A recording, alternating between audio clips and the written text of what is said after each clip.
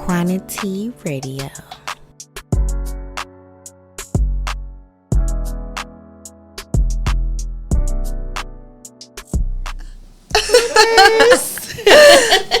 Hello everyone, welcome back to the Quantity Radio podcast. It's your host, Big Quan, the big one, not the little one.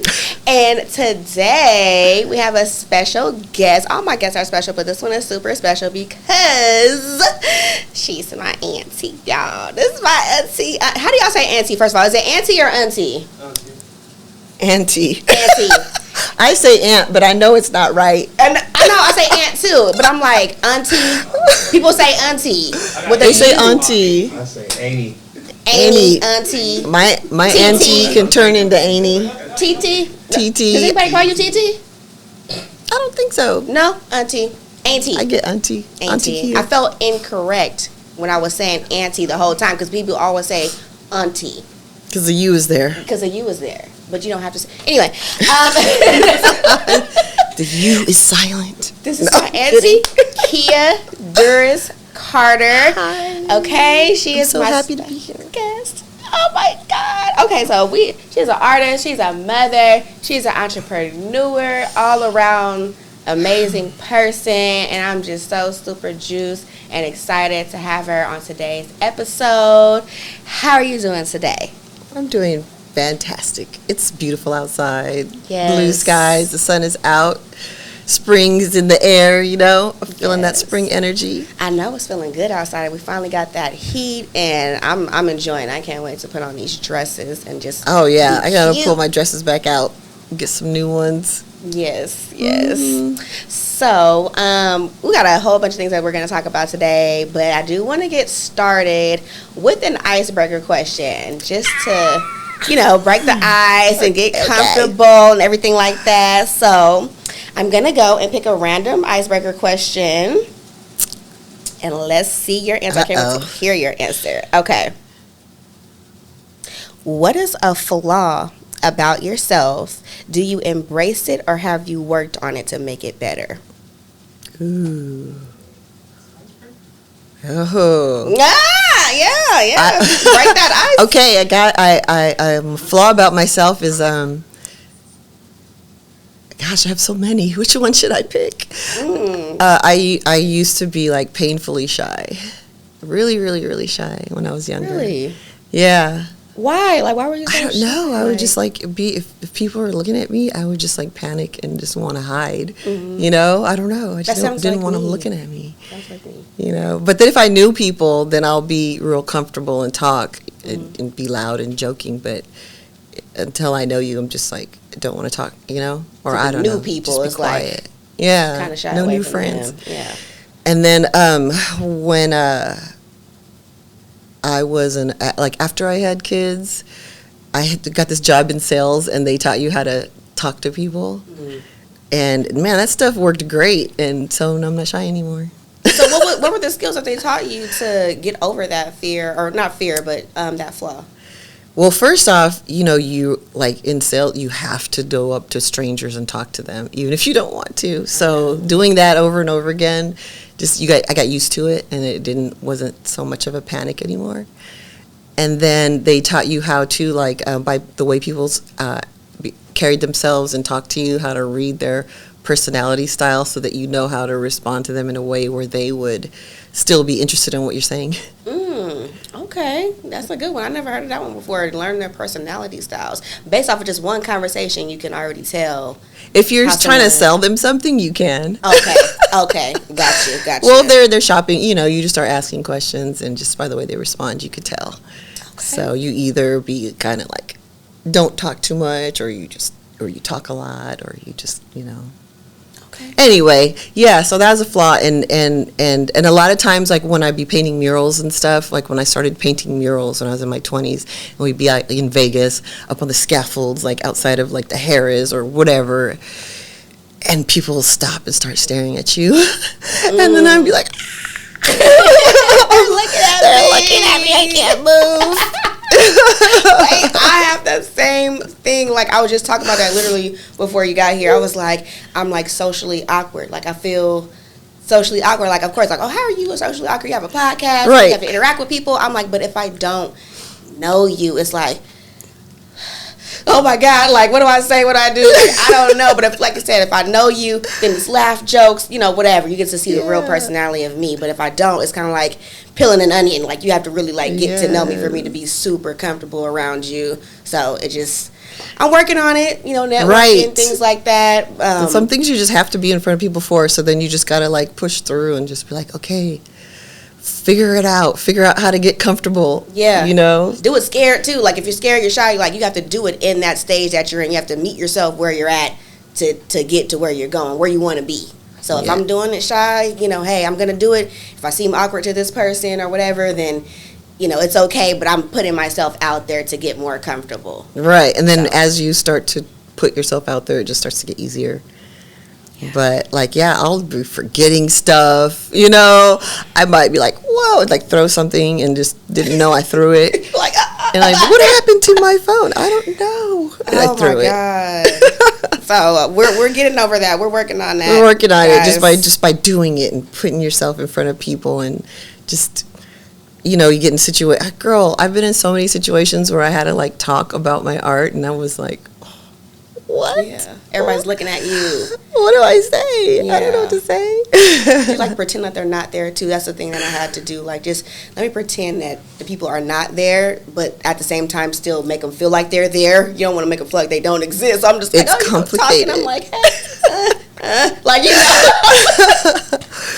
it's a process though. It's a process, and it's getting better. It is getting better. I put it out there. It's getting better. So that's good. That's it. And here we are doing it right now. Yes. See, we got people over there. I'm not paying attention. So, born and raised in Stockton, right? Yes. On the south side. Okay. I know you're from the east side. I'm from the east side, girl. I'm done. Born and raised in Stockton. How was it growing up in Stockton for you? I always ask everybody. Oh, man, it was fun.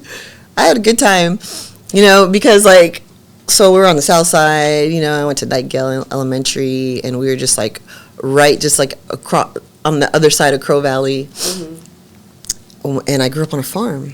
So, my grandparents moved to Stockton with their 4 kids in the 50s, early 50s, and they bought, 5 acres, and then everybody lived there. And so that they grew up there, I grew up there, and it was fun because, there was animals, goats, chicken, pigs, all that stuff with the garden. The kids from the school, when the teachers found out we had a farm, they would come to our house and do field trips to our house. My grandma would teach them how to milk goats. And then we used to imagine milking a goat when she said it.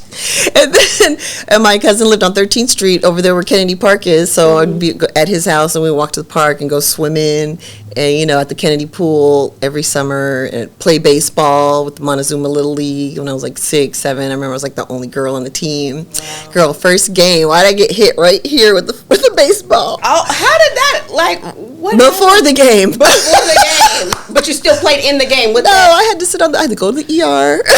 I had to sit on the bench. I was trying to catch a fly. He just hit the ball to me. I was in the left field. It's okay. You got to put the mitt in front of the ball. In front. Not under it.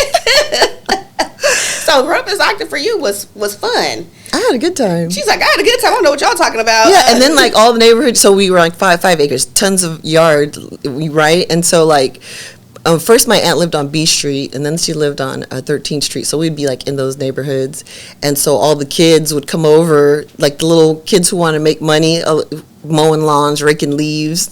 My grandma would come over and she would pay them to do yard work, and then she'd feed them, and so there'd always be kids over doing yard work and that's eating. Good, though, giving the kids something to do, staying out of trouble. Yeah. They're going over, and then they're learning at the same time, teaching you how to, handle the animals and clean up and do things and just keep you safe. And the parents knew, hey, they're over there, they're doing work, they're good, they're safe, they're having fun. Yeah, whole families of kids. This one family, there was 5 boys in the family. They would all come over and be doing yard work. And there's another family that had a bunch of kids.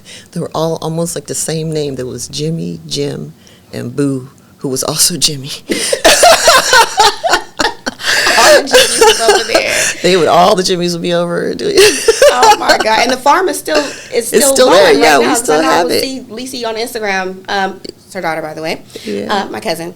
But I would see her over there, like with the animals and like, wasn't there like a goat over there? Oh yeah, they're there now. Goats. And what bunch of kind of dogs, different? chickens, sheep, goats, mini ponies. Wow. They got miniature. There's ponies, and then there's miniature ponies. They look like big dogs or whatever.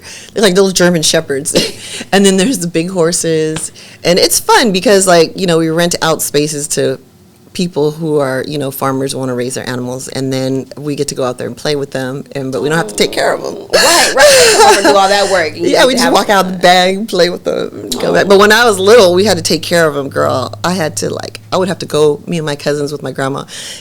I don't know where we went, but we'd be in this old pickup truck, and she would pull up, and they'd fill the whole thing with corn, and then she'd bring it back home, and then we'd have these Folgers coffee cans and a big old barrel. We'd just have to scoop it up, filling up the barrels for all the animals to feed them. We'd have to get hay, we'd have to get grain, we'd have to go to the auction where the guys talk all fast to get animals, to get goats and stuff sometimes. Yeah, and then all these different people would come over to buy the animals, and different cultures too, and which would trip me out because I remember some Asian people come over and they want chickens, but they only wanted the ones with the black feathers. There was these different cultures to have a specific type of chicken, specific color, type of animal that they needed. Yeah. Okay. One of the owners, La Victoria, the guy who used to own it. Mexican, yeah, the husband and wife owned it. The husband passed away, but they used to be friends with my grandma, and they would keep the goats in the back in the field. Yeah, they're still friends with our family. And that's crazy because just talking about the animals and everything like that, and knowing Papa, which is her dad, Dr. Doolittle. Dude, he could talk to animals, and they would do exactly what he said. I'm like, how do they know what you're saying? He just had that love for animals, horses, chickens, everything he had in his own backyard. Yeah, I would go back there, and he used to try to get me on those horses all the time. I'm like, I don't want to get on the horse. I was scared at that time. Do you remember that handicapped duck that he had? Wait, because I remember the ducks. The chickens, the ducks, the horses. There was a duck, and it was deformed some kind of way, and it would be walking around. It couldn't walk right, and it would follow him everywhere. And he would talk to it, and he'd be like, "No, you stay there. I'm going over here." It would stay, and he'd go do what he want. We'll wait for him. That is crazy. Y'all thought Eddie Murphy was Dr. Doolittle? No, it was my papa. He had a way with animals that was crazy. And is there still horses back there too, huh? Mm-hmm. So I know Uncle Damon has his horse back there too. Yeah, he does. What's her name? I forget her name, but she's got blonde hair, blue eyes. She looks like one of those dolls, those Barbie doll horses. Oh, I'm going to go over there. She's pretty. I haven't been over there in a while. But yeah, so it was fun. I had a good time. Okay. Yeah. And you went to Franklin. Yeah, so then I went to, for junior high time, I was at a private school. I went to St. Gertrude's on East Main. Okay. Till 8th grade, and then I went to Franklin where my mom went. And I got reunited with all my friends from Nightingale, and they were like, "Hey, where you been? I remember you." I was in private school, sorry, I was gone. I'm back, okay? How was Franklin for you? Because I went to Franklin. Oh my God, it was overwhelming first day, because I came from a class of 16 kids in the 8th grade to 1,000 ninth graders. Yeah, that was a big change for you. It was the biggest class. Yeah, at lunchtime I was like, oh my God, where do I sit? Yeah. Do I know anybody? Did you instantly, you said your friends were there, so you instantly, linked up with your friends? Well, no, first day, no. I just, sat down with anybody. I sat down with whoever. I'm like, can I sit here? Yeah. And then just started talking to whoever I was sitting by. And then I would start talking to my, kids on the bus and making friends that way. And I don't remember. Eventually, I ran into people that I knew and started hanging out with them. Okay. But it was a lot. It was big. It was a lot. Well, shout out to the Yellow Jackets, man. I'm class of 2011, you know. Went to Franklin, graduated. Franklin was good. I miss Jackets. I used to go over there and get my food all the time. Man. Yeah. Get my little hot link sandwich. Oh, man, when I went, it was so fun. Yeah. They had Jackets, and they had home ec class, which they don't have now. And so the kids in the home ec used to make baked potatoes, and they would sell them at lunchtime. And for real? And dress it how you want. And then they would have rallies on the inside during lunch where they would hire a DJ and he'd be like playing all the, like the latest hip hop, and we would dance in at lunchtime. Yeah, we didn't have that. Oh, it was fun. But then there was like a fight every single day. It was a fight, of course. And then like the police there like once a week. You know, it wouldn't be Franklin if it wasn't a fight. Yeah, so there was that. So after Franklin, so you graduated from Franklin. Did you know like right away that you wanted to like leave Stockton and go to college? Well, no. You know what I did? I'm not gonna lie. I took the SAT and I did so bad that I didn't get accepted into any of the colleges that I put on my list. I was pissed. I was like, what? Screw them, you know. And then they were like, well, you can't take tutoring for the SAT, and I was like, oh, well, let me do that. So then I did the tutoring for the SAT, took it again, and then I got accepted into the schools. Okay. But meanwhile, I was decided to go to Delta to get my transfers. So I went there for 2 years, and then while I was there, my art teacher, he was like, if you want to do art, you got to get out of Stockton, because this is like the dead end for art, because this was like 1991, 92. There really wasn't anything going on for real. So I was like, okay. So I've looked into the art school that my cousins were going to in San Francisco. They were going to the Academy of Art, doing illustration, and I said, well, okay, I'll do that. I want to do that. I'll do what they're doing. So I applied, and then I moved in like 1994. So I was 20, and then I just turned 21 that May. Okay. And I did all 2 years at Delta, moved over there, went to Academy of Art, and went there for about 2.5 years, and then I ended up just dropping out. No, wait a minute. I'm thinking you graduated from the Academy of Arts. She said no. Graduate. Well, okay, take me through that process. Why did you drop out? Like, first of all, you went to San Francisco. You were staying in San Francisco, or were you staying in a surrounding city when you I moved there? A lot because roommates, you know. I moved to, was a roommate with my cousin who lived in Oakland. She lived up in the hills by like Skyline High. By the golf course. That was like the backyard was the golf course. It was cool. But I moved in like 5 months later because it was just like I needed like a different living situation. It's way up in the hills. Girl, it was hard, eating up all my gas trying to get up home and, you know, just to get to the BART station. Yeah. I'd have to take the BART to San Francisco, and the classes were all over the city. So you just walk all over the place. But yeah, so then between like moving from place to place, girl, I moved like twice a year. I moved from Oakland to Foster City. Mm-hmm. And from Foster City, after a year there, I moved back to Hayward. And then from Hayward, I think a different part of Hayward, and then I think San Leandro, and then I think San Francisco, and then back to Oakland, because I like Oakland the best of all those places. Why Oakland? The weather was great. It was warm, and I lived in nice areas. It was nice, you know. I lived by the lake on Euclid Avenue. I was like 2 blocks from the lake. I would just walk down and from Lake Merritt. Merritt, yeah. Okay. And there was all the bars and stuff over there. And one of my friends who went to school with me, she lived a couple blocks away, so that was cool. That was my favorite. And when I lived in San Francisco, it was cool because like, when I didn't live there, I was always going there for the weekends, you know, every weekend crossing that bridge, you know, and for work crossing that bridge. And then when I lived there, I literally never left.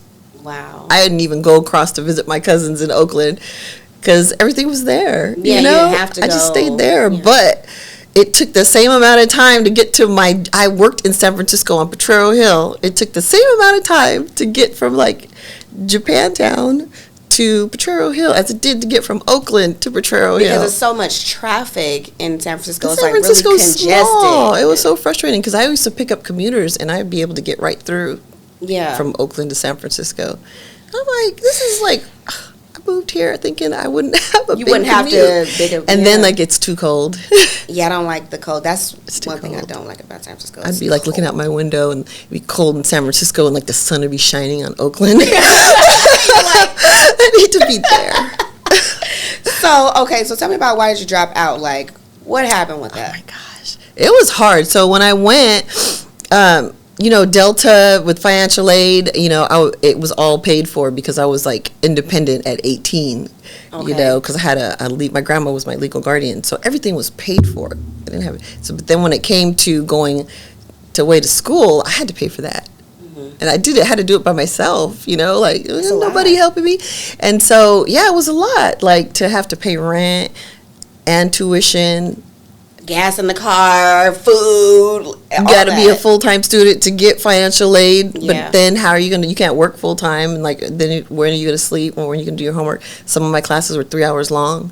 Wow. And then they kept switching up the hours and the schedules because they were trying to get accredited because they weren't fully accredited. So every semester, so I'd have it down. Oh, I could like wait tables, and then I could go to school, and I could do the schedule, and then they'd switch the hours, and now the 1 hour class is like a 3 hour class. How am I going to do that?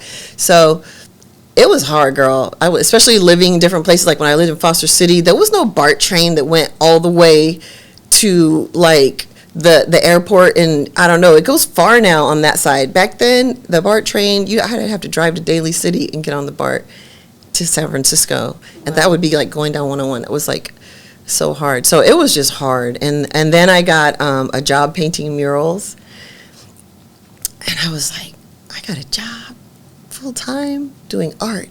I'm going to school to get a job doing art. Let's weigh that out. I think I'm already here. Yeah. What do I need to go to school for? I'm like, everyone's calling me a starving artist.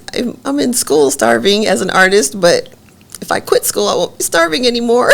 No, yeah, sometimes you got to weigh that out because everybody's like, go to college, do this, go that, do this. But it's like you had to make that decision like based off of life, right? Because I was already at the point where I was just like, there's no way I could be a full-time student with them switching the hours and me still be able to make money and pay my rent. Yeah. It was not going to happen. You had to make the best choice for you at the end of the day, Like, do I quit my job to stay at school so I could get a job that I just quit?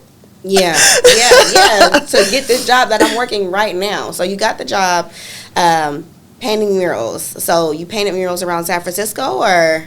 No, none in San Francisco. None in San Well, I think once at a restaurant by the beach, some kind of like ocean house or some restaurant. It's an old restaurant. I don't even know if it's there anymore, but I think that one. But mostly in Las Vegas and. Tell us about that. Oh my gosh, but wait. Maui, they flew us to Hawaii. We painted there. What? And we did some, for when the Disney cruise ship first opened, they hired us to do the murals. The business I work for, Mural Arts in San Francisco. Okay. So, like, they wanted us to do the murals because, like, when you going on the cruise ship, I guess you walk through these long tunnels, like hallways, and we did the murals that go in those tunnels. They're probably not there anymore. Because that was like in the 90s. And we would dress up in costumes and pose. We were dressed up in 40s costumes. We were on the bike. And they were taking pictures of us. And even for like the Caesars, where we're supposed to be like gods or whatever. And they put us up on scaffolds. We were wearing all the gowns. They had like flowers and we were like throwing them off the scaffold. No, just to take the pictures beforehand. So that we could like put a picture together.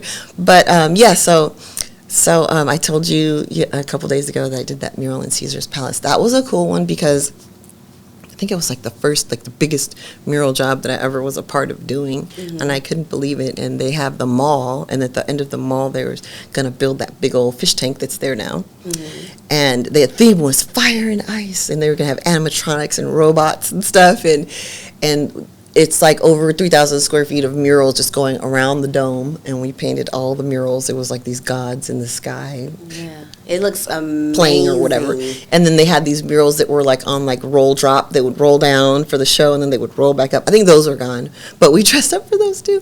So we painted them all in San Francisco. There was this 1,000 square foot they have right now warehouse on Potrero Hill, and with no windows, just skylights. And then we would stretch the canvas, and the ceilings, I think, were like, I don't know how feet, 16 feet high or something like that. And my boss, he would figure out how to cut he'd order these big old rolls that kept like long as like this whole wall, and they'd be on clamps. So we'd stretch them down, and he would figure out the angles to cut them so that we could glue them. We paint them, cut them off, roll them up, ship them to Vegas, and wallpaper hangers, glue them to the walls, and then they send us over in scaffolds to touch up the seams. What? Okay. how did you feel? So you're in there, you're like, okay, I'm about to be doing this mural for Caesar's Palace, Luxor, Harris, like I'm doing all that, we did right? those. Mm-hmm. So how did you feel? Like you like me? Like we're doing that? Yeah, I feel like what? I get to do that? Yeah, really. And so seeing it too, like when you go to Vegas, like it's there.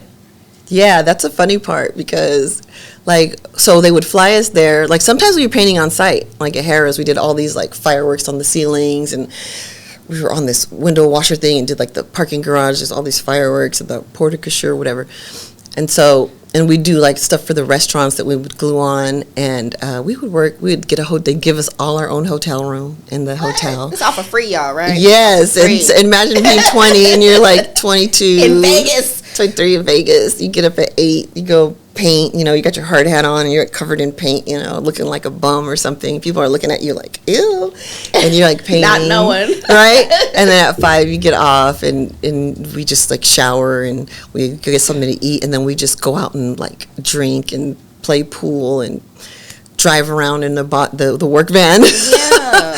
And then we go to bed at like, I don't know, midnight or 2 or 3 in the morning and then wake up at 8 and then do it all again. We do it for like a week until we were done. But one time me and one of the girls, we were finished eating and we wanted to take a picture of one of the murals. So we go to one of the restaurants and the ladies there at the reservations and we were like, can we just go in and take pictures? She's like, you can't go in unless you have reservations. And we're like, we just want to take pictures because we painted this mural and those murals in there. We just want it for our portfolio. And she looked at us like, yeah, right, or something.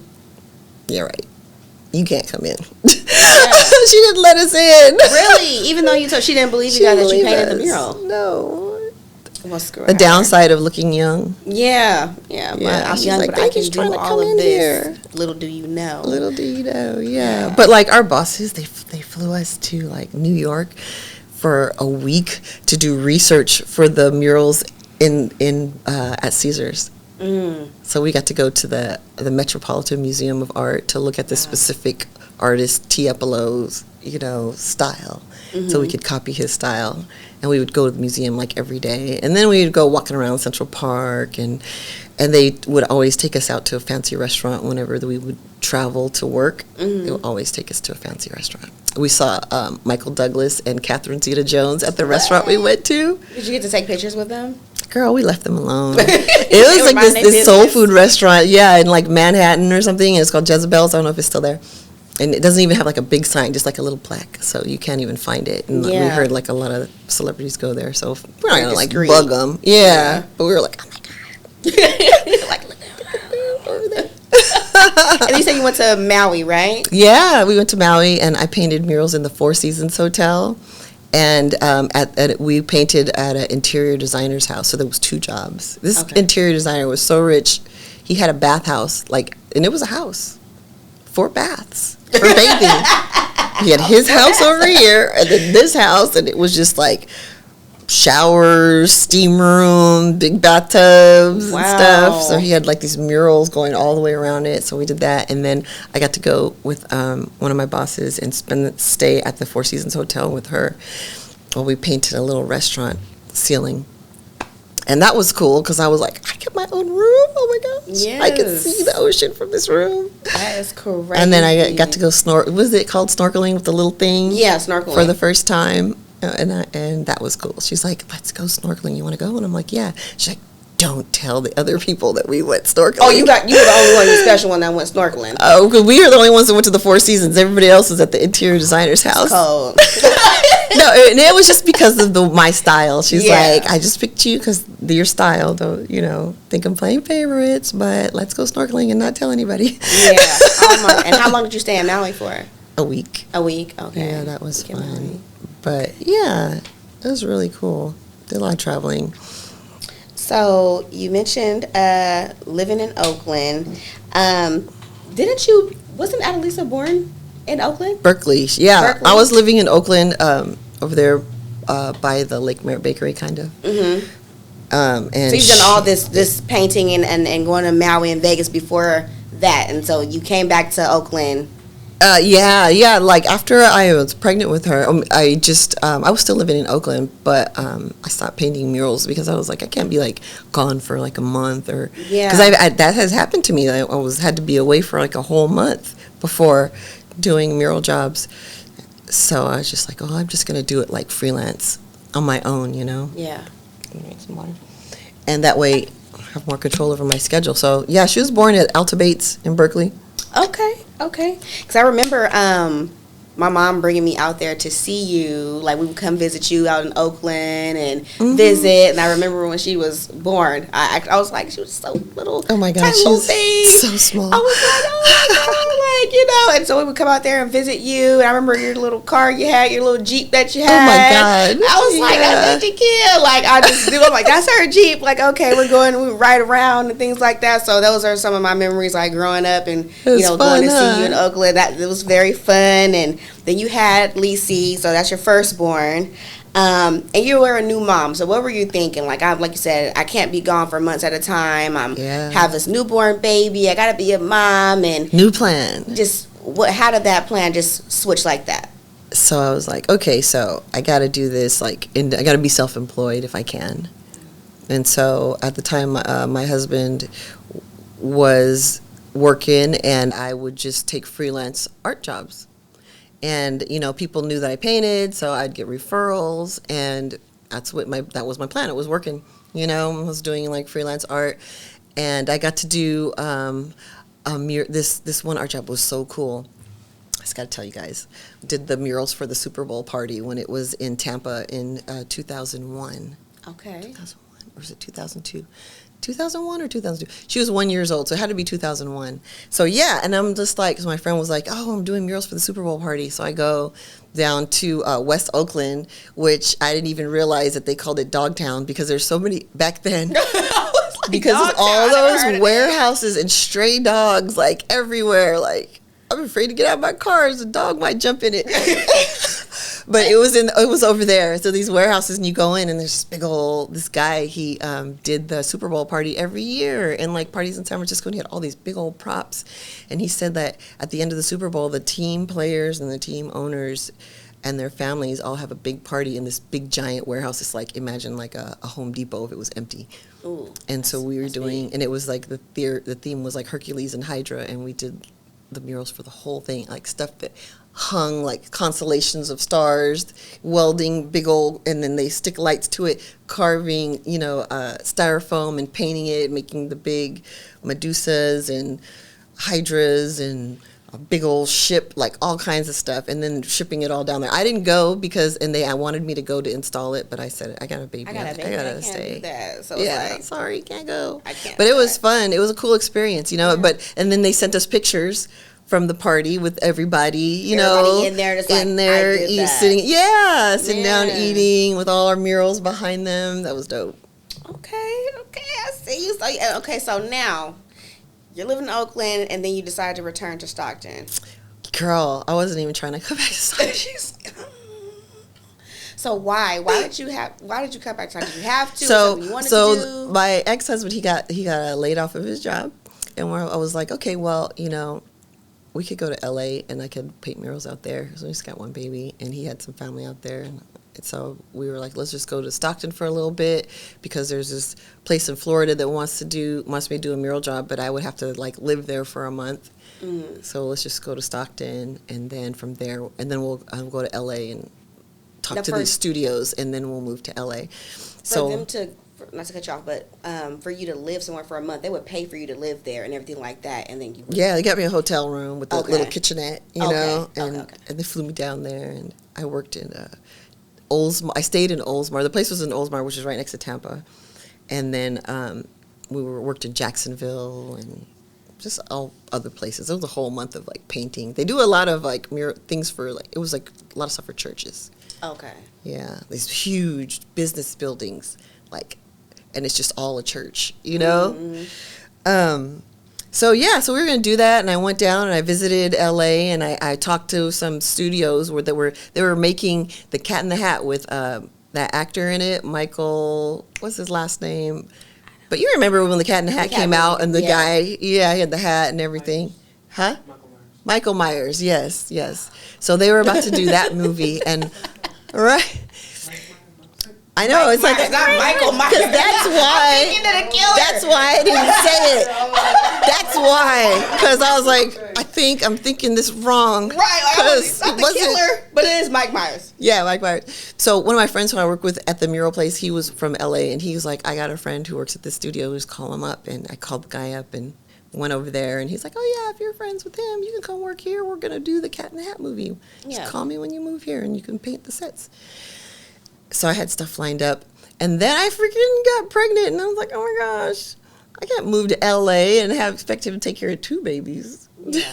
So at this point, you were pregnant with Kylie. Yeah, I found out I was pregnant with Kylie, so I was like, okay, well, let's just stay here for a while and start doing freelance art out here, and then just get like a regular job, part-time, to have like 2 incomes or whatever, So my plan changed again. But when I got my regular job at Home Depot, one of my friends was liked to do art, and one of his friends was going to throw an art show in like a barbershop, and he's like, you want to join? So I did that, and then I was surprised. I'm like, wow, there's like so much art here in Stockton. Mm-hmm.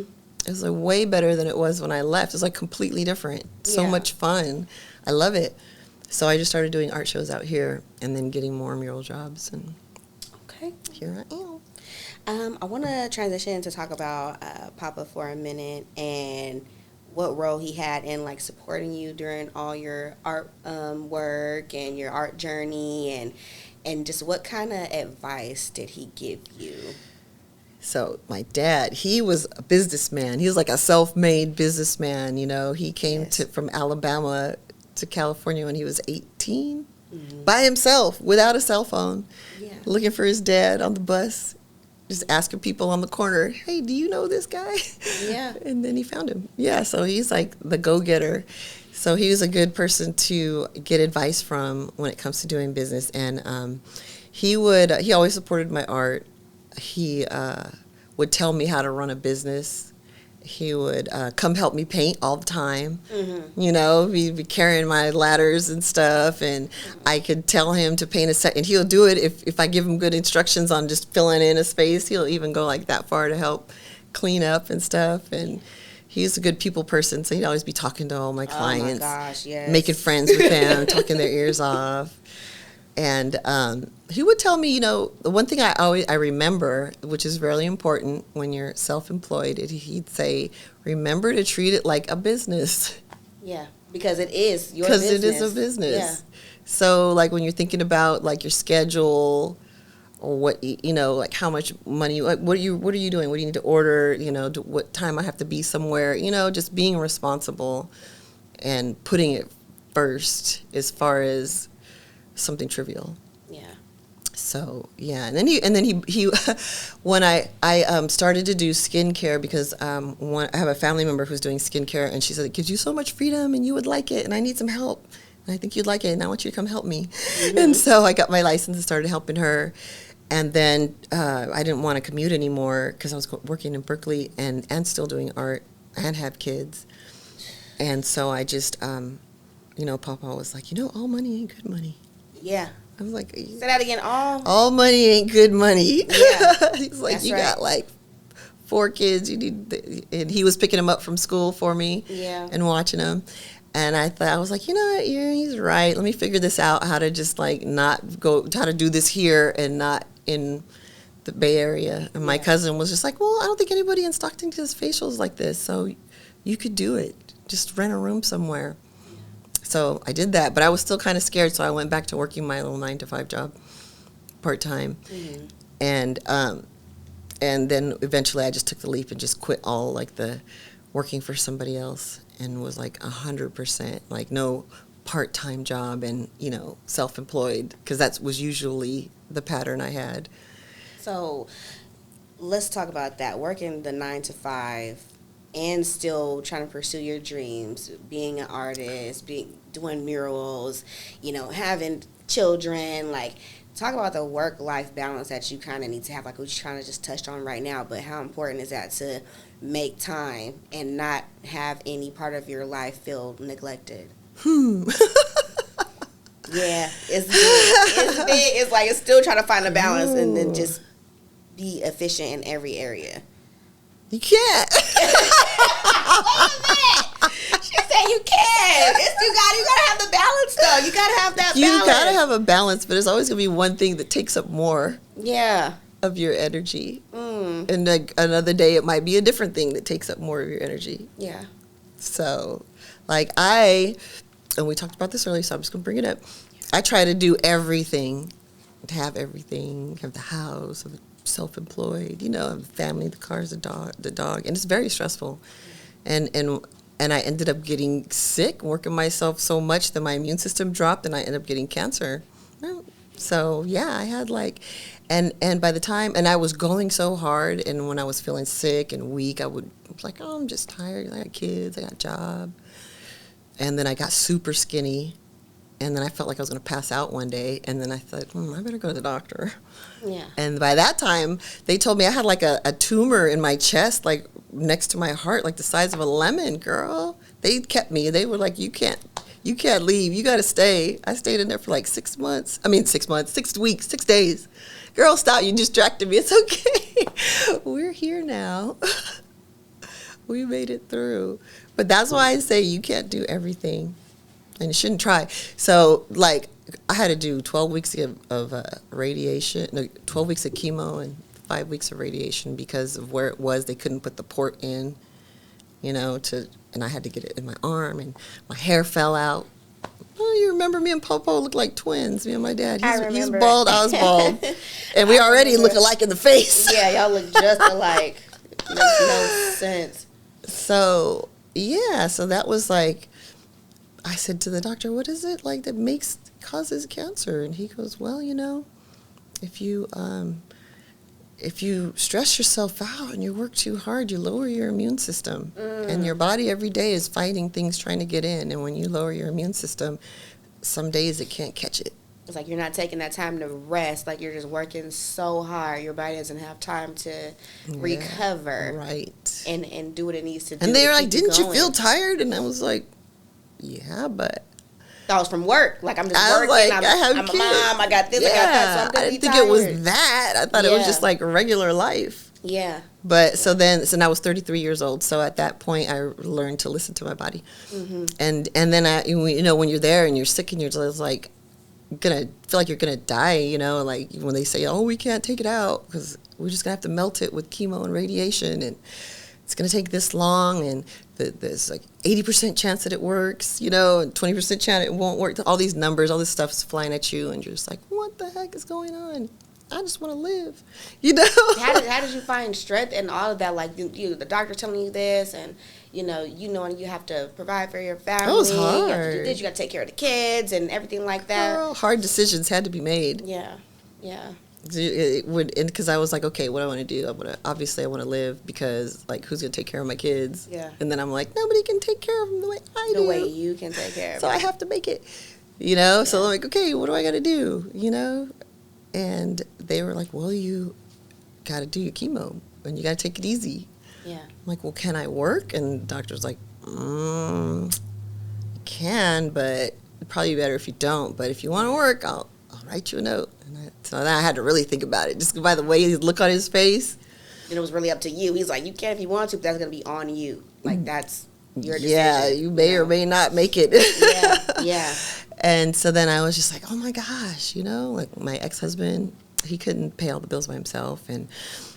But my ex-mother-in-law, she came down and she was taking care of me, and I would just roll up in the blanket and lay on the couch because of medication. When I started that medicine, girl, it was so strong I couldn't even see. Like, I would look at my kids and all their faces was blurry. I couldn't, like, I'd get dizzy if I tried to stand up too long. I'd break out into sweat and I feel like I'm going to pass out. So, like, if I wanted to fake and be like, I'm going to work, I couldn't do it. Yeah. I would probably just fall down. Yeah. So, yeah, I had to make a decision. So, like, we just bought a house, just had, like, 2 kids. So I just started calling bill collectors, being like, what can we do? Can we work stuff out? Nobody's really working stuff out. And I was just like, you know what? I have to make a decision. Go back to work and maybe die, or just let everything go and just tell myself I'll have it all back in like 5 years. Yeah. And so I was just like, well, I'm not going back to work. Yeah, so it's like, I got to sit down. I got to take care of myself right now. Yeah, so we got rid of the house, did a short sale, moved to someplace more affordable. Eventually I started working like part-time, but the mental like handicap that puts on you, I was afraid to work part-time because I'm like, okay, so it's gone now. I'm at the point where it's gone, and I felt like I won the lottery. I don't want it to come back. Like if I work too hard again, it's gonna come back. Yeah. So I was afraid for like 6-7 years after that, of it coming back. But they say after 5 years, if it doesn't come back in 5 years, then you're cancer free. And for me, it's been like 17 years now. Thank you.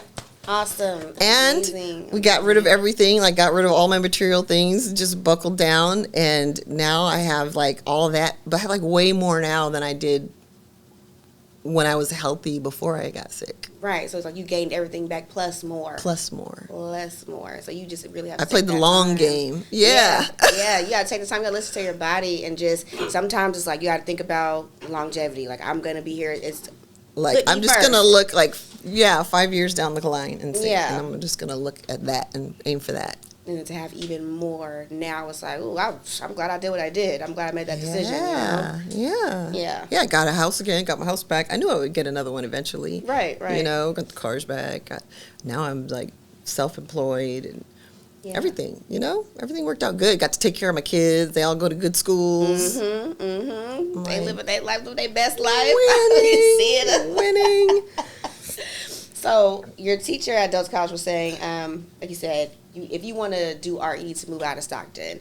And so did that kind of like have a damper on your outlook of doing art in Stockton? Because I know like you came back, right? And you said, okay, well, I see the art scene has changed since I've left and I came back. The art scene's changed. But was there ever a thought in your mind to be like, you know what? I'm going to bring that art to Stockton since we don't have it. Like, I'm going to be the one to be out here. I'm going to be, you know, getting my opportunities and painting, doing murals and things like that. Was that your vision when you came back to Stockton?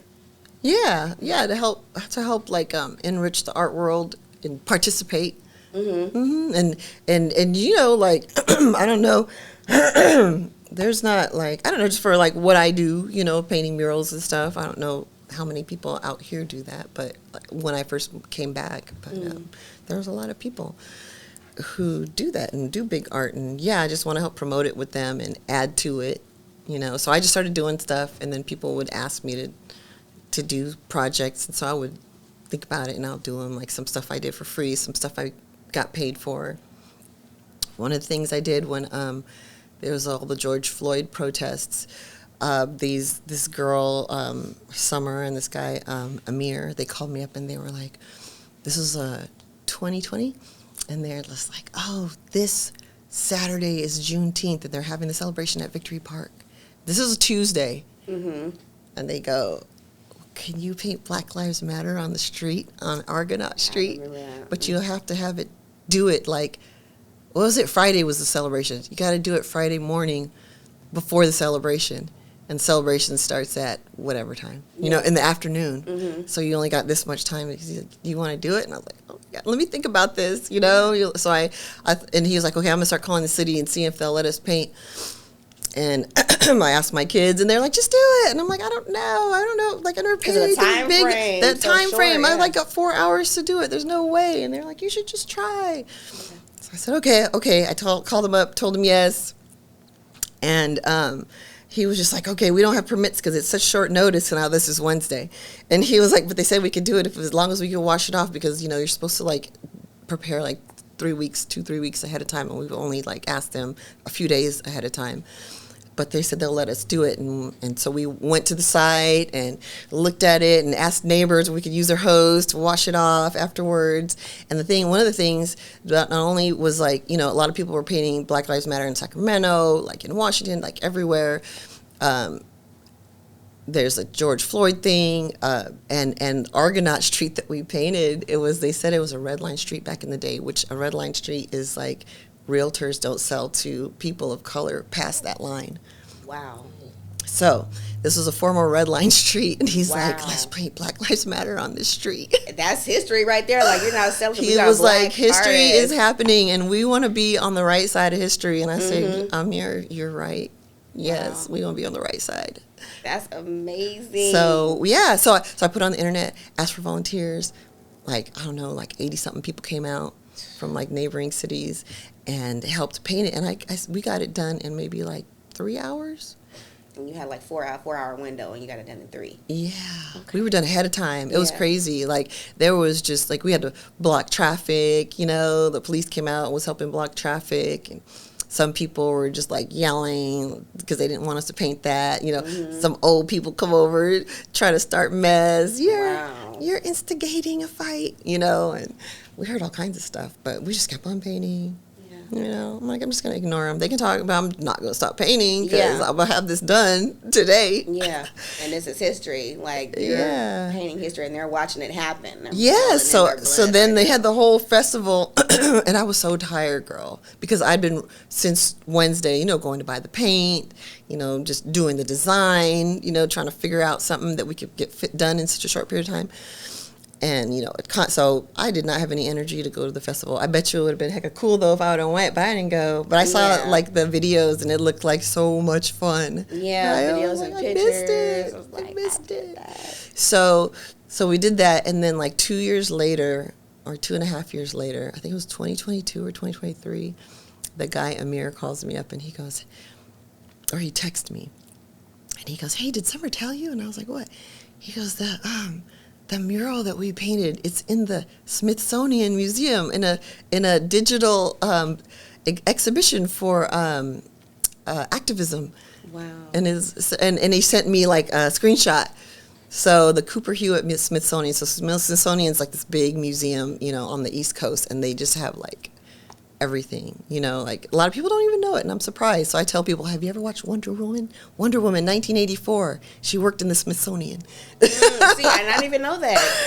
So, for those of you who don't know, my work was in there. And it's still in there? No, it was like a 2-year exhibit, and it was so he said that they made a map of the United States, and they located every single Black Lives Matter mural across from one end to the other, and you click on it, the city, and it shows you the link that shows who painted it and what news stations covered it, and if there was a riot, or what's the style, what's the colors, like all the details about it is like categorized. Yeah. And I was just like, I'm in there. I was on my way to work, right? And then he told me, I was like, oh my God. He sent me these little links, and I was like, oh my God, okay, I'm going to look it up. And I get off the phone, texting a couple family members, driving to work. I get to work, and I'm tripping. He did not say that. Yes, he I am did. so embarrassed. I just told how many family members? And I know I heard that wrong. No. And so I had that like imposter syndrome, like for real. I really thought I was tripping when I got there. And then I pull up my phone, I look at it, I went on the website, do the link. I'm like, oh no, it really did happen. Yeah. It's true. Like, it was real. That's you. Real. That's you. I was like, and it's not even fancy. It doesn't matter. Your work got recognized. And so then I'm like, oh yeah, it's just it's the story behind it. It's the meaning. Yeah. That's what's everything important. that was going on in the country at that time is like that needed to be exposed. The community involvement. Yeah. You know, it was that was You've really done cool. A lot of projects, a lot of murals, Yeah. a lot of art pieces, paintings. What has been your favorite one so far? Like, I know there's a lot. Like, you got a lot. Oh my gosh. So, which one will be your favorite? You know, for right now, it was one I did last summer because it was on it was for the birthing tree.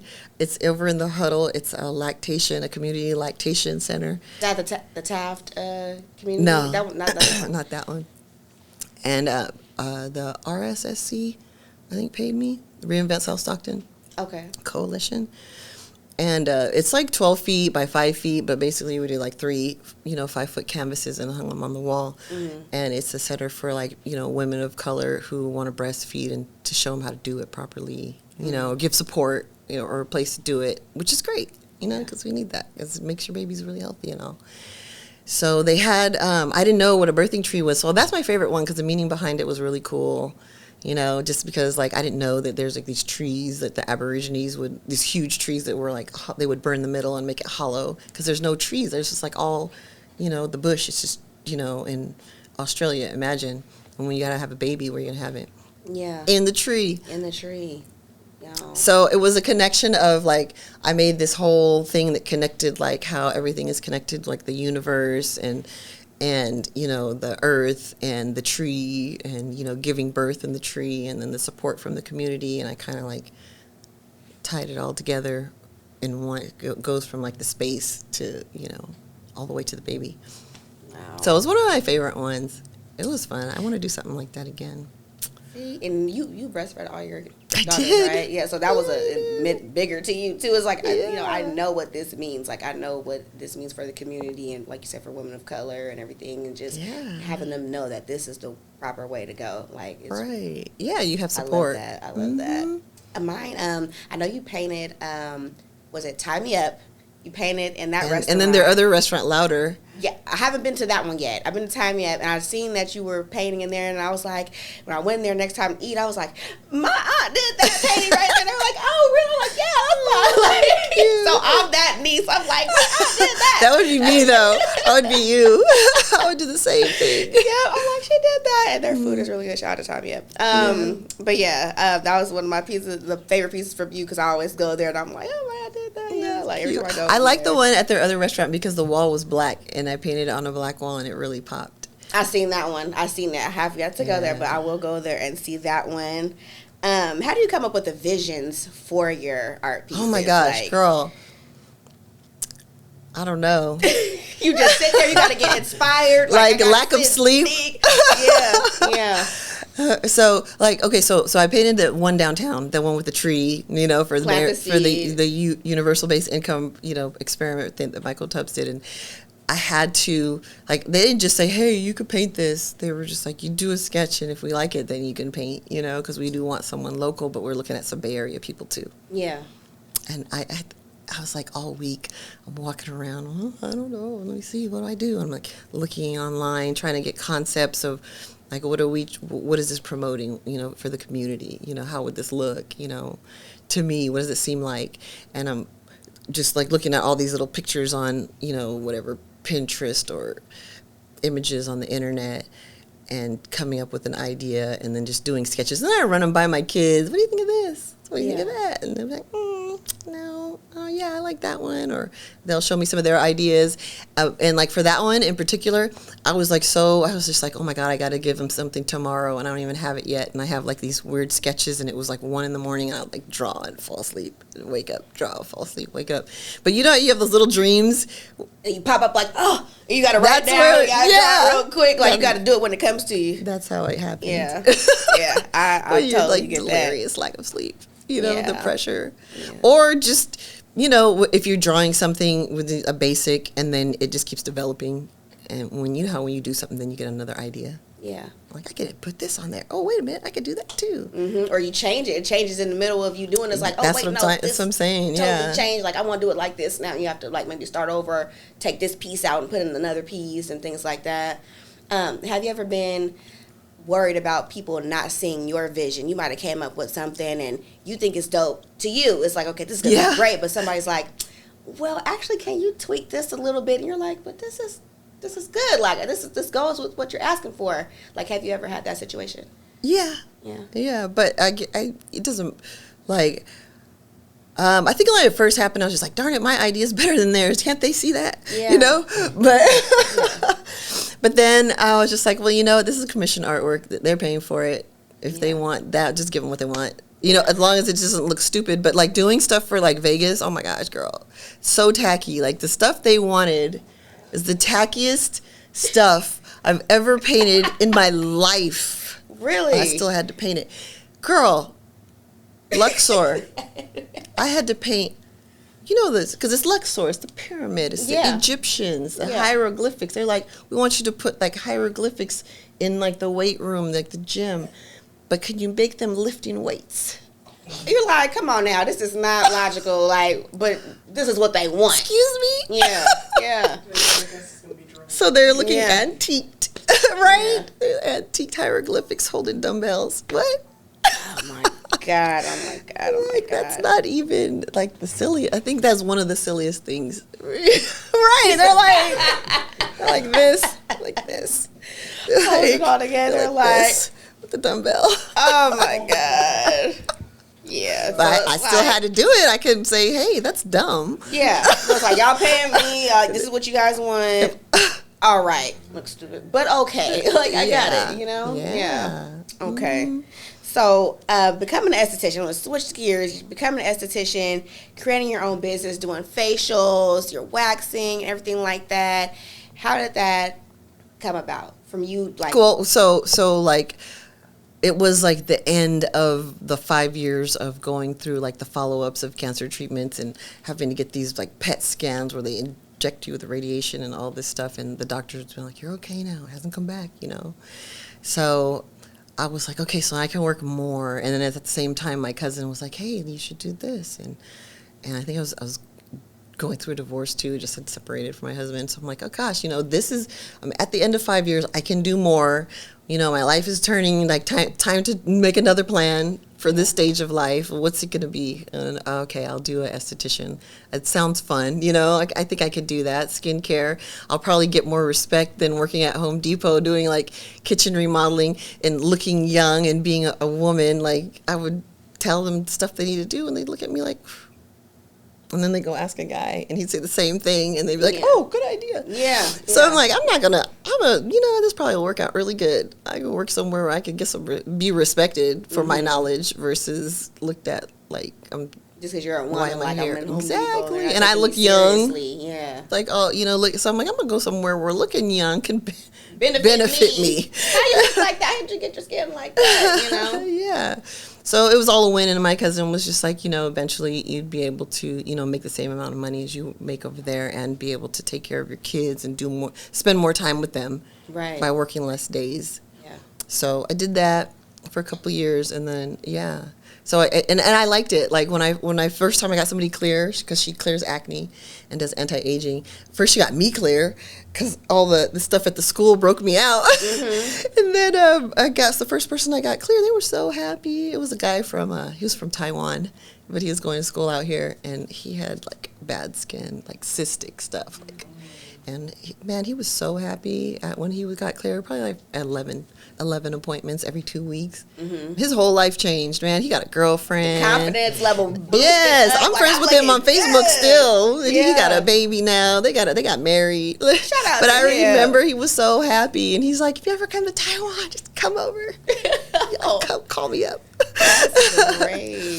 So how do you feel like doing that and like boosting people's confidence? Like you said, he's got a girlfriend, got kids now and everything like that. So it's like you see the people from when they first come in with their skin issues. Some of them would be in tears. Yeah.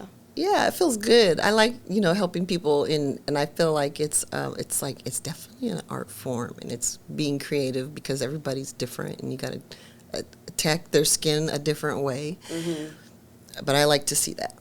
Yeah, I like to help, people look better, improve, have happy skin, feel more how they want to feel. And that's important because I'm like, if your skin's not good, like, especially on your face, it's like, girl, it's the first thing I see when I see you is I'm looking at your face, and it's like, you know what I'm saying? They can. No, I'm talking about for myself too, because my skin, you know that, like, you gave me those products, girl. Listen, you gave me those products. I'm coming my skin, so I have what I got? Not eczema. It's a form of eczema, but it's dermatitis. And so I get my little light spots. I was coming to you when I was, first of all, my auntie did my waxes, y'all. I would go get my Brazilian wax for my auntie. She did. I was so scared when I first went. I'm like, oh my God. She's like, I'll change your diapers. I'm like, but I'm grown now. Oh my God. You can't be looking down there like that. And we would have the best conversations. Why do I have like the best conversations with people when I'm waxing them? They're like, well, I might as well tell you everything now. I just got divorced. I promise you. And then you get comfortable. I got comfortable. I'm just sitting there. Anyway, so I'm like, my skin's acting up. Like, you see, I come in there, I have like these little patches on my face, and I think it's like seasonal too. Like certain seasons, my face gets really red, rashy, and if I don't upkeep it, like I didn't have a skincare routine at all until your product. I asked her. She told me what she was doing. I was like, What? I didn't have. You don't even put lotion on? No, I wasn't even putting lotion on my face, y'all. Like, cause I was scared every time I would put something on there. My skin is so super sensitive. Right. That So, makes sense, though. I'm just like, if I put something on there, even if it says for sensitive skin, and I Right. still They break be lying. out, I got They lie. fine bumps on my face. You know. What But I'm like saying? all my stuff really is for sensitive skin, Yes. so that's why it worked. Yes, and so Yeah. I was like, I need something like help me out, because I would just literally get off of work and I'll be working at, you know, Tesla or warehouses, and where my face gets so compact with like grease and debris and stuff like that, and I would just splash water on my face and like wipe it off in the shower, and that wasn't doing no good. I didn't feel like my skin was getting clean. And then I used your products. You gave me a whole routine to follow. You wrote it down on paper for me. She was like, do this one in the morning, do this one at night, this one on Wednesday only, this one on I'm like, I wrote it down on following my skincare routine. I actually can use the moisturizer, I can actually use the hydration cream, all of that, and it would help my skin. Like, it helps my skin to this day. Like, I'm still using it. I'm about to run out of my my cream, so I need some more. But yeah, like every day, like when I get home, like every day I'm putting that on my face, I'm washing my face, and I feel better about myself, because I'm like, I actually have a skincare routine that I've never been able to have, because nothing ever helped me. So I love that for me. I love that for you, for doing it for me. Thank you. Like, it boosts my confidence. I'm like, okay, yeah, like my skin's clear, like it's, you know, hydrated, and this is that. Sometimes when I don't put it on, I don't put it on, I'm like, oh my God. And I'm like, and then I'll do, you know, I'll get right back to it, and I'll do my routines and stuff like that. But it's looking good today. Thank you. I'm like, I have less breakouts now and everything. Even with the seasonal going on, I have less breakouts. So you've helped me tremendously with my skin, my face. Like, there was a big confidence issue for me and things like that. But you helped me with that. I'm glad it worked out for you. And if it didn't, then we would figure it out, and we would figure out something that does, because that's the goal, right? Yes. Not to use something that doesn't work. Yeah, that's right. So being a mother of 5 girls, I want to talk about that. Transition into that. How is that? Did you want a boy? I know you wanted a boy. I never got my boy. Clearly, I wanted a boy. Got blessed with 5 beautiful girls. Each time it was like, after the 5th girl, after the 4th girl, I was just like, I can't have a boy. It's impossible. Because you can't come into this. Yeah. These girls, they're bossy, they're mean. They'll have him in dresses every day and makeup, and they'll bully him, and it'll be or he'll get spoiled and be a beat monster. The opposite of like, you just gotta stay girls from now on. Yeah. And so all the girls are doing great. They're doing wonderful things right now. I've been seeing you on Instagram with Ayana with the Hamilton skits. Oh my gosh. I was just looking at it this morning. She has like 381,000 views on the last skit that we did, and then there's like these people who pose as Hamilton and Eliza, like on TikTok, because they're such big fans or whatever, and they're in there like commenting. And that came from what? This is a show that's going on Girl, right now? okay, so Hamilton has been on like Broadway. I think it debuted, gosh, how long ago? 8, 9, 12 years ago? 2012. So one of my kids was Kylie. She heard the music for it way back then. She was just a little kid, and she loved it. And so like she was looking it up, and so I just was always listening to these Hamilton songs. We'd be listening to them in the car. We'd all be singing, you know, thinking one day, you know, it was on Broadway, you know, in Times Square. It's just like super expensive. And anyway, it's from that. And then when she was, I think her senior year or junior or something like that, they came to San Francisco. And I took her to go see it, and oh my God, I cried. She was so excited. I know. It was like singing the songs and then seeing it in person. Some of the songs weren't what I thought they were. But basically, Hamilton is about Alexander Hamilton, the guy in the $10 bill. Yeah. He's from the Caribbean, so he's an immigrant, and he helped write the Constitution. And there was all there's scandals and stuff. So the guy who wrote the play, he also wrote the songs for Moana.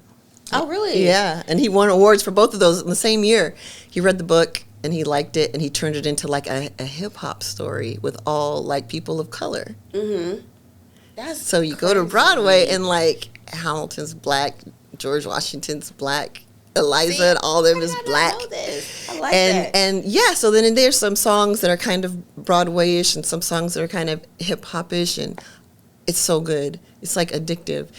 So many people like it. So she's got in. So yeah. So then we saw that, and it just like never left our house. We just all know all the songs, and she started seeing skits that she liked, and she came to me one day. She's like, "Mommy, I was about to hot oil my hair. Come do a skit with me, but I gotta comb my hair. No, just do it. Just do it. We gotta be in the laundry room, all the lights off.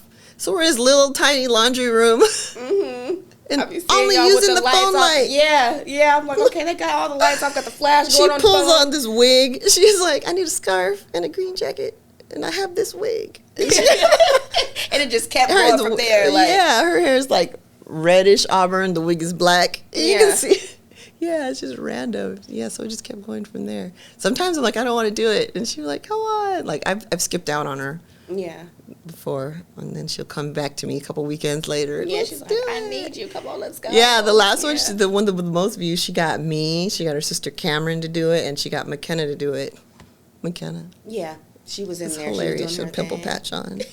She drew this whole goatee and big old eyebrows.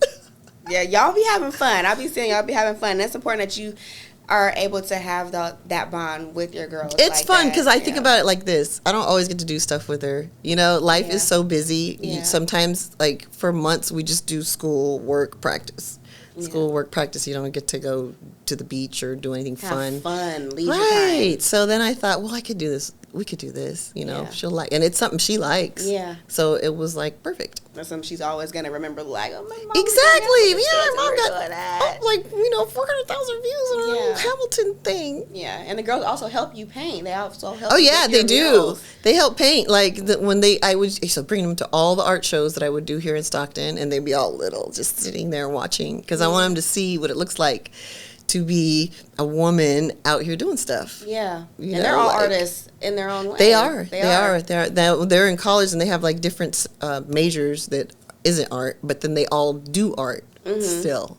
You know, and they still they make money off of it too. They sell their little paintings and stuff. And then Natalie says she's tattooing. Tattoo artist. She's tattooing. Has she her did own my business. Tattoo on my little She back right tattooed here. me. Tattooed. It's tattooed her. She's traveling everywhere. I'm she like, travels all over the world, girl. Every time I look My at heart. her, she's somewhere else. I'm like, she is just living life. When she graduated from UOP, she's like, I'm going to Russia. I'm like, there's a war there right now. And Brittany Griner is being held captive. Why do you want to go there? She's like, I'm out. I'll be fine. No, just don't go. Yeah, she went anyway. Next thing you know, I'm getting pictures. She's at the club in Russia. I love that though. She's going out. She's like, they're drinking espressos in the club. Yeah. And she's been doing her thing out there. And Cammie, she's in college too, right? Yeah. What college did, she goes to Cammie goes to UC Berkeley. UC Berkeley. She's in her sophomore year. She's gonna this summer, going to her junior year, she's gonna go to Singapore for the summer and do a study abroad internship. So work for a business like internship in Singapore. Wow. I know, right? Wow. So dope. Last year she went to Ghana and did a study abroad with the class, and they were like teaching kids how to speak English. But she said, I mostly taught them how to make paper planes. I love that they're going out to travel and get to see the world and do the things that they love and just be around different cultures and things like that. Yeah, so. And I always, when they were little, I'd always be like, do study abroad, always travel. And then they got big and they started traveling. And I was like, oh my God. I'm seeing the Do you know they kidnap people? Always. Don't go anywhere by yourself. Like she Yeah. went to Morocco this last summer with her friend. And then immediately my cousin calls me, I see those pictures, tell her to cover her arms. Go get a shawl, cover the arms, cover her hair. They don't like that. She's going to get treated bad. I text her. She's like, I'm already on it. Yeah, okay. So she so she knew. Yeah, and then next Yeah. thing is pictures. They're like buying all the stuff. Yeah. So, yeah. And Kylie, she's graduating this June from Stanford. Really? Oh my God. That was so much. She just Girl. went. How long was she there? 2 years? No. To 4? She graduated in what, like 2020 or whatever. Yeah, no. What? 2021. She graduated. Yeah. Damn. I know. I'm not ready. Like I just planned. going. I was like, goals. Go to college. We're gonna do this. And they went and they're done. And now I'm like, hi. Yeah. And Diana's getting ready to go to. Good luck. I have no more plans. She's gonna go to college. Does she know what college she wants to go to? No, she be joking. I'm not going to college. Oh, she's gonna be the rebel. Yeah. She lying though. She lying. I just playing along because I know she's trying to like, what do they call it? Clickbait. Make me go off. Make you go along I'm with like, it. okay, good, bye. Have fun. So I want to talk love after divorce. Did you think it would happen? What? We're gonna talk about it. I think we're gonna talk about something now. She's like, is anything off limits? Yes. Look, I mean, did you ever No, think no, it would that's happen though? Like, you know, No. because like I've been married. I have I was married for like 12 years. Officially divorced at the year 12, but I think separated by like year 11. 4 kids. They're all like 2 and 3 years apart. Yeah. Oh, that was a lot. Yeah. It was a lot to just make the decision, like, I can't see myself doing this forever, you know? And it sucks. But it's probably better off. There's like a lot of decisions to be made, weighing, like, you know, everybody, kids and people what's like, best. stay for the kids. And no, dude, thanks. You know, that was a lot. So, but I made a decision and I stuck to it and it worked out great.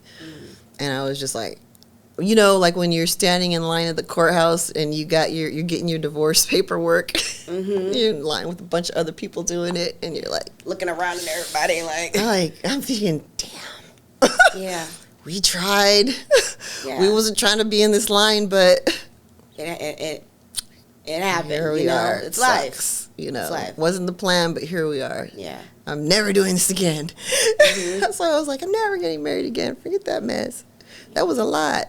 It was a lot of effort, you know. Being married's a lot of work. Yeah, it's a lot, you know. Let's talk about that, like the work like it takes to keep a relationship going. Yeah, well, yeah. So my first marriage was like, you know, I think like 2 immature people who couldn't, like, you know, come to a common ground or whatever for whatever reason. And you should be able to do that, you know. So now, you know, like I end up getting married again, even though I didn't think I was gonna. Yeah, how did that come? Are you like, I'm never gonna get married again? To I married y'all. Like, I know. You know? So how did that come? Like, how did you meet him? Like, how did you meet him? Like, what? Tell me the story real quick on that. Just be brief. Be brief. I just wanted to know and the qualities you love about him, everything like that. And he's out home grilling right now. He's smoking some meat. He on that smoke. He got like a 20-pound brisket on the grill. So that's a quality I love. And what lessons from your first marriage did you know now, like going forward, like this is what I know to do. This is how I know to handle this situation because I've been through this already. Well, you know, okay, look, we're going to talk about Papa. Papa used to give me advice sometimes, and he'd be like, you know, when you're really upset and you're just like, you're in an argument, you got to be like, pause. He doesn't say pause. I'm just saying it in my words. Pause. Let's revisit this conversation at a different time. Yeah. You know, I learned like, hey, you could do that. You don't have to argue with people. You could wait till you calm down and come back. Yeah. You know, but if the other person isn't willing to do it, it doesn't matter. Yeah. You know, so like me and him, we've been friends. Me and my new husband, Chambi, we've been friends since 9th grade. I think I met him at one of the first dances at Franklin. It was my group of friends and his group of friends, and they didn't go to Franklin, but the dances were fun. So all these kids from other schools would come, and then we just all made friends. And he actually, one of the new friends that I made, he's friends with, you know, like the circle of friends, just a whole group of friends that knew each other, you know. Exactly, but we never dated or anything like that. And I think we weren't each other's type, but we were good friends, you know. We like could talk on the phone and like tease each other, go to meet up at concerts with friend groups, do stuff like that. High school stuff, it's fun. And then you know he went to Delta. Then I moved. I didn't even see him for like, I don't know, a long time. He would come out sometimes and visit. Like all my friends would come out and visit and come and party. Yeah. Go to clubs and stuff. They're still always around, like, you know. Yeah. Friend. Yeah. Just hanging out, you know. And I used to, like, when I would date guys, I used to be like, hey, I would call him up. Ask him about him. Do you know this guy? What do you think about him? Is he cool? Yeah. Can we just set something up where we just all hang out and then you just like watch him and tell me what you think? Yeah. He was like that guy. Mm-hmm. Yeah. So then we ended up crossing paths again at one of our friends' funerals. Oh wow. Yeah, and we were both like hungry afterwards because it was like the reception was a long time away, so we went out to eat, and then after that we just like started hanging out. He'd call me up, you want to hang out? I'd be like, no. Wait a minute. She said no. Wait. No, I'd be like, yeah, I want to hang out. And then I'd get off work and I'm like, I'm tired. No. Yeah. I don't want to hang out anymore. And then he would just come over to my house and be like, okay. Oh, so he's like, I'll make it work. Like, I'm going to come to you. You want a burrito? Yeah. Bring me burritos. Bring the kids burritos. Oh. We'll start hanging out.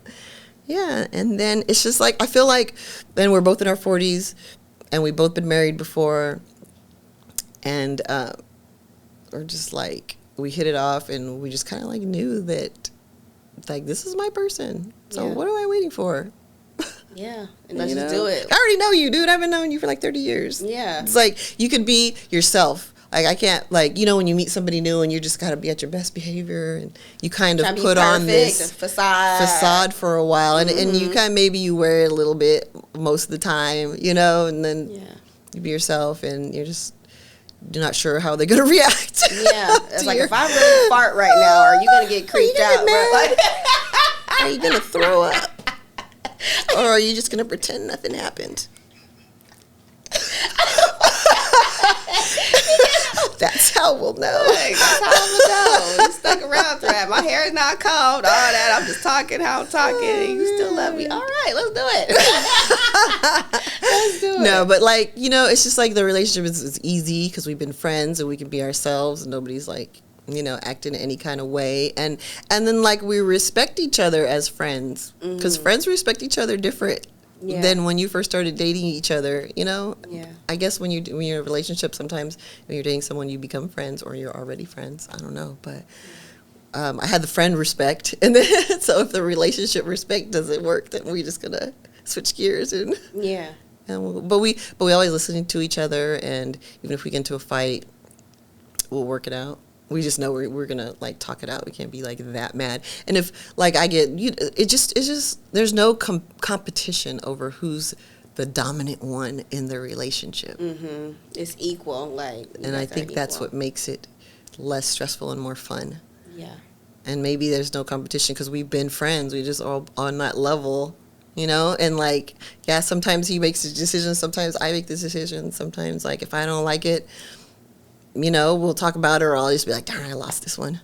Yeah, accept defeat. Like, all right, go ahead. It's all good. But you're going to make it up to me. Yeah. You got to come back with that. I got plans. Yeah. Okay, how long have you guys been married now? Gosh, year will be 7 years, 2018. October 2018, yeah. Okay. I know, it went by fast, too. It went by fast. Like, we have fun, you know. Time flies fast when you're having fun. We have fun. We go do fun things. Okay, and I'm excited. I'm happy for you guys as well. Thank you. So last but not least, what advice would you give for up-and-coming artists, starving artists, people that think, oh, I'm not going to make any money in this, or, oh, gosh. you know, what advice would you give that person that's listening right now? I would say follow your dream. Don't think you're not going to make any money, because you are. Like when I was little, people would be like, you want to be a starving artist, or what are you going to do for a real job? But I would say stick to what you like doing. Stick to doing what excites you, and then just dive all in, no matter, because other people don't understand your vision because it's your vision, right? And as long as you're not hurting anybody, you know, you do it. Keep doing it, you know. Just keep going and learning more about it. And when you're excited about stuff, people see that, and then they get excited about it with you if they're like your type of people, because like you ain't for everybody, right? Because, you know, like we said earlier, like what if somebody looks at your painting and they're just like, you know, I don't care. I used to care when I was younger, but then I realized, like, you can't please everybody. And the people who like it love it. Mm-hmm. And, like, those people are, like, probably like stuff that I like. And we're the same style. Yeah. You know? So you can't please everybody. Just do what you like to do. That's some great advice. Yeah, right there. Don't let that makes you individual, right? Yeah. Don't let anybody deter you. Variety is the spice of life. You know, people try to be the same, and then it's weird. Like I was wanted to say, people try to be the same, and a lot of times and copy the same style and go the same path, and then when they're in there, and then they're like, I want to be different. Yeah, and then they got to figure out how to be different. Mm-hmm. Well, just stay yourself the whole time. Exactly. There's only one you, and don't change that for anybody. You know, continue to be your true, authentic self, and never give up on your dreams.